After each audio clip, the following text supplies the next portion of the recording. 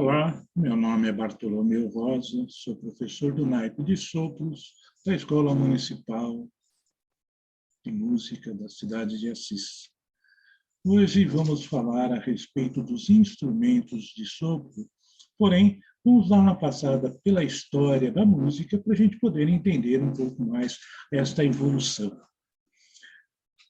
A origem dos instrumentos é remota e controversa, e sua evolução acompanha a própria história da humanidade.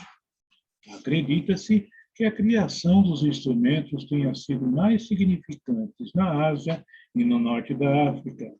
Devemos lembrar que, no entanto, e que não é fácil afirmar pela falta de documentos escritos e arte. Sabe-se, através de documentos escritos e arte, que os egípcios, os assírios, os babilônios, os hebreus, os chineses, gregos e romanos conheceram diversos instrumentos, tanto de corda como de sopros e de percussão. Com o passar dos séculos, houve um crescimento na arte musical. No século XVI, com a invenção dos tipos móveis de Gutenberg, que possibilitou acesso às partituras, crescendo assim o aparecimento de novos instrumentos. 2 séculos depois, com a Revolução Industrial, a mecanização tornou possível a construção de instrumentos em larga escala, barateando o custo e popularizando a execução musical. A Revolução Instrumental processou-se lenta durante os séculos. Somente na metade do século XIX, com o crescimento das orquestras entre 1810 e 1850, foi quando os instrumentos passaram a adquirir sua forma atual. Não é exagero dizer que os instrumentos criados por volta de 1850 equiparam as orquestras do século XX, exceto os instrumentos eletroacústicos e geradores de frequência. Agora, vamos falar a respeito dos instrumentos de sopro.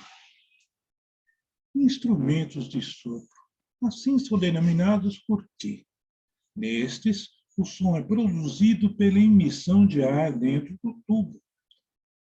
A altura do som depende do tamanho e da temperatura do tubo e pode ser regulada por aberturas ou fechamento de orifícios ou chaves existentes ao longo do tubo. A classificação dos instrumentos. Existem os instrumentos da família das madeiras e o de metal.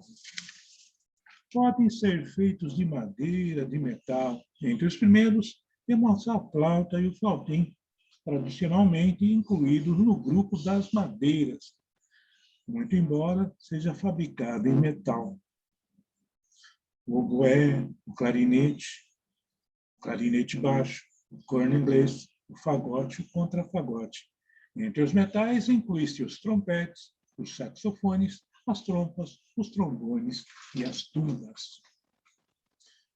Vamos falar um pouco agora da flauta transversa, ou seja, flauta transversal. Surgiu no século IX a.C., na Ásia, introduzido na Europa através da cultura bizantina. No século XII, depois de Cristo, é que passou a integrar a música militar. Somente na segunda metade do século XVII é que passou a integrar a orquestra. A moderna flauta nasceu nas transformações realizadas por Theobald Boehm, por volta de 1840. Feita de metal, compõe-se de bocal, corpo e pé. O sopro é lateral. O bocal é responsável pela articulação e afinação. O corpo e o pé, seus orifícios ou chaves, têm por função diminuir ou aumentar a passagem de ar. O comprimento da flauta é de 67 centímetros por 19 milímetros de diâmetro. Vamos falar do flautim. Flautim, metade do tamanho da flauta. transversal. Um instrumento muito agudo, o mais agudo da orquestra. Vamos falar da flauta baixo. Flauta baixo, que serve para sons mais graves. Prolonga-se o comprimento do tubo. Em alguns casos, constrói-se um cotovelo. Passa o bocal da flauta e desce, para aumentar o tubo.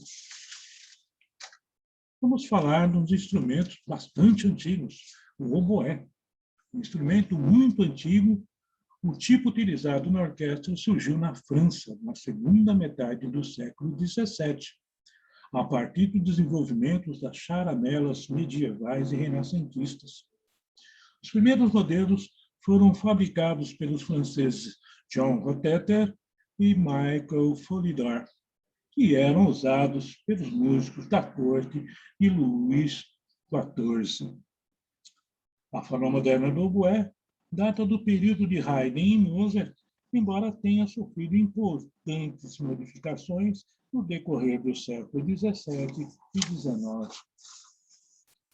Sua forma de sopro é palheta dupla. Constitui-se de um tubo cônico, chaves, orifícios e timbre anasalado. Vamos falar tem o mesmo segmento da família dos oboés, se chama corno inglês. É um instrumento da família do oboé, é um instrumento transpositor em Fá, portanto, soa uma quinta abaixo do oboé, em Dó. É o corno inglês, é um oboé grande. Né? Vamos falar agora dos clarinetes. Surgiu no final do século XVII, a partir do aperfeiçoamento das charamelas, por volta de 1840. Atingiu sua estrutura definitiva com a introdução do sistema de chaves de Theobald Boehm, que foi utilizado na flauta. Constitui-se de um tubo cilíndrico dividido em 5 partes: pavilhão, corpo inferior, corpo superior, barrilhete e boquilha. Na boquilha vai a abraçadeira e a palheta simples, com orifícios e chaves para controlar a extensão do tubo. Outros clarinetes. Clarinete em mi bemol, muito conhecido como requinta. Clarinete em dó, de timbre mais brilhante. Clarinete em lá, de pouco uso. Existe também o clarone, a família grave, né? O instrumento grave da família dos clarinetes, uma oitava abaixo do instrumento da mesma tonalidade. O clarone, a tonalidade dele é em si bemol. Criado em 1810, o clarone é também utilizado na orquestra. Distingue-se do clarinete pelo pavilhão recurvado e pelo diapasão mais grave. Vamos falar agora do fagote. Fagote é constituído por um longo tubo cônico de madeira de cerca de 2,5 metros, recurvado sobre si, e a palheta é dupla, fixada em um tudel de cobre ou bocal. Seu timbre é grave. Sua invenção, datada do século XVI, pelo padre italiano Afrano degli Abonesi, que teve a ideia de juntar 2 bombardas, o baixo do oboé, na época, tendo, portanto, um novo instrumento. Contrafagote, da família dos fagotes, é o baixão do fagote. O sopro de palheta dupla, considerado uma variante do fagote, uma versão maior e uma oitava do fagote. Agora vamos falar dos metais, a família dos metais. Vamos falar do trompete, o mais agudo entre os metais. O trompete se originou provavelmente no Egito, no 2º milênio antes de Cristo. Tendo adquirido importância como instrumento musical a partir do século XVII, ao ser introduzido na orquestra. Sua forma atual data da primeira metade do século XIX, quando os fabricantes alemães Blumel e Stüssel criaram um sistema de 3 pistões, que tornou o instrumento mais versátil, aumentando seu registro e tornando sua execução menos difícil. Consiste em um tubo cilíndrico recurvado sobre si, em cuja extremidade fica o pavilhão e o outro o bocal. Para deixar bem claro, né, que os instrumentos de sopro, metal, eles têm um bocal, né, a vibração do lábio, né? No caso das madeiras, é a vibração da palheta no lábio ou a vibração da palheta na boquilha. A sequência no trompete tem sonoridade brilhante e penetrante. É muito usado na orquestra.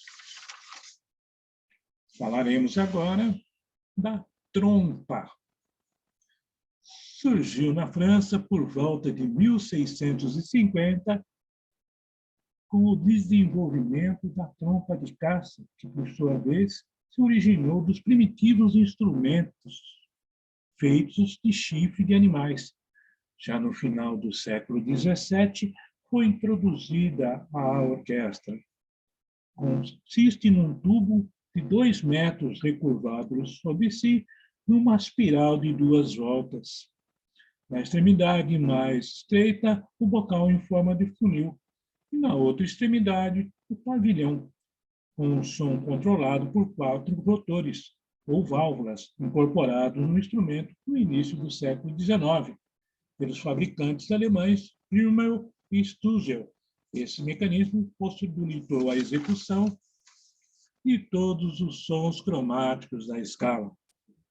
A trompa emite um som aveludado e suave, e sua afinação é em Fá ou Si bemol, considerada indispensável na orquestra.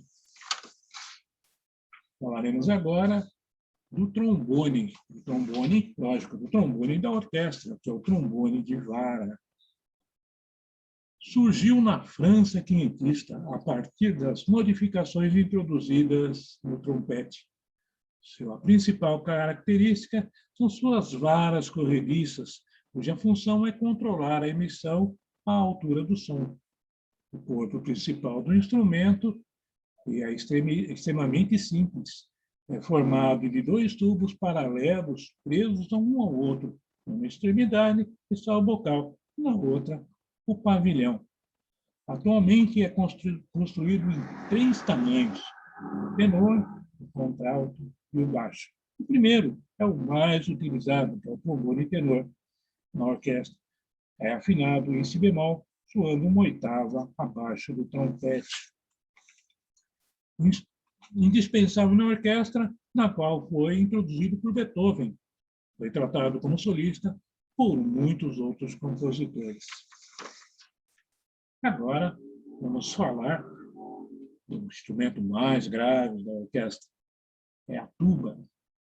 A tuba, o mais grave entre os metais, surgiu por volta de 1835 em Berlim. Construída por Johann T. Moritz, no entanto, o modelo mais comum empregado na orquestra foi desenvolvido por volta de 1845 pelo belga Adolphe Sax. Consiste em um tubo cilíndrico recurvado sobre si e que termina num pavilhão em forma de sino. O som é controlado por válvulas e pistões, cujo número varia de 3 a 5.